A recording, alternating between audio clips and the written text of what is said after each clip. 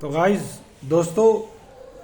चीन ने दलाई लामा जी को निर्देश दिया है कि वह अगले दलाई लामा या फिर अपने उत्तराधिकारी को यदि नियुक्त करना चाहते हैं तो उस उत्तराधिकारी को नियुक्त करने के लिए दलाई लामा, वर्तमान दलाई लामा को चीन से अनुमति लेनी होगी। और यदि वह दलाई लामा अपने अगले उत्तराधिकारी का चयन करेंगे तो वह चीन के ही देश का कोई उत्तराधिकारी होना चाहिए, बाहर का नहीं। दोस्तों, जैसा कि हम सभी जानते हैं, तिब्बती मूल के शरणार्थी विश्व भर में मौजूद हैं, जो कि अपने क्षेत्र तिब्बत को आज़ाद कराने के लिए, उसे स्वतंत्र कराने के लिए वर्षों से संघर्षरत हैं। और ऐसी स्थिति में चीन का ये कहना कि अगले दलाई लामा या अपने उत्तराधिकारी को जो दलाई लामा नियुक्त करेंगे, उनकी जो घोषणाएं करेंगे वह चीन की मर्जी से होना चाहिए, यह पूर्णतः गलत है। यदि दलाई लामा अपने अगले उत्तराधिकारों को चीन देश या चीनी मूल के व्यक्ति को अपना उत्तराधिकारी नियुक्त करते हैं तो वह केवल और केवल चीन के हितों की ही रक्षा करेगा, ना कि तिब्बती मूल के लोगों के हितों की रक्षा करेगा।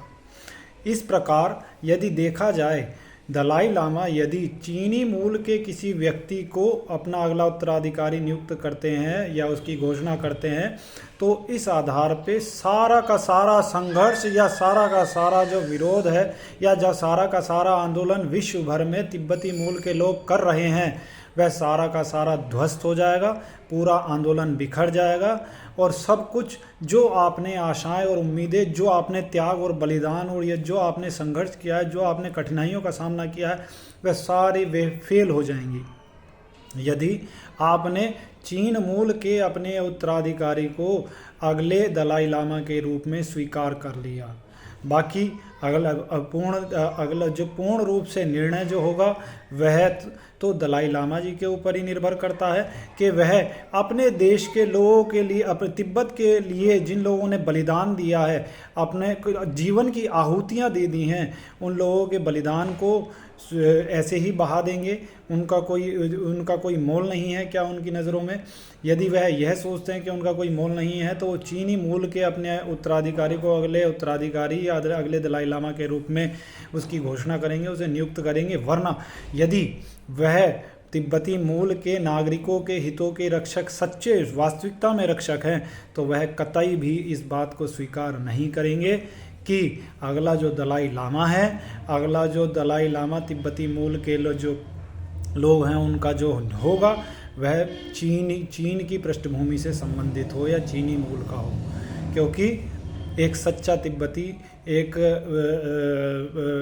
वास्तविकता में जो सही रूप में तिब्बती है, वह कभी भी चीनी व्यवस्था या चीनी साम्राज्य को समर्थन नहीं करता है। वह आज भी तिब्बत को चीन का गुलाम देके, तिब्बत को चीन के गुलाम के रूप में ही देखता है। इसलिए अब देखना ये है कि वर्तमान दलाई लामा अपने उत्तराधिकारी को कौन से उत्तराधिकारी की घोषणा करते हैं, कौन सा उत्तराधिकारी होगा। धन्यवाद, बहुत बहुत धन्यवाद हमारे चैनल को